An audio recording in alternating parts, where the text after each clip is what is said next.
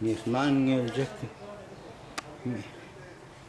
Mihmanım geldi, şuna teyarlık gördüm. Dostum.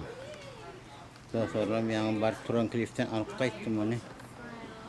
Ondan sonra Biyic'e gittim. Tuva çişlerini yani der ya.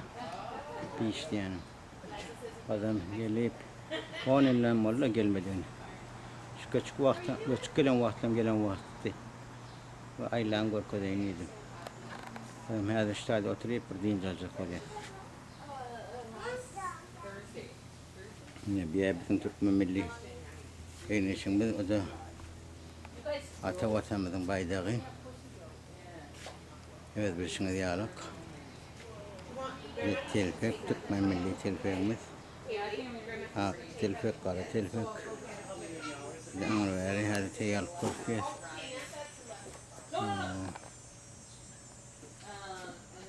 Bir de peşehane. Şöyle oturuyor, burada güller.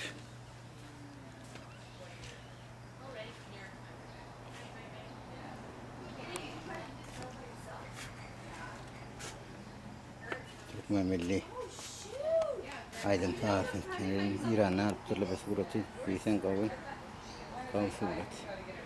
Bir de karlı kala.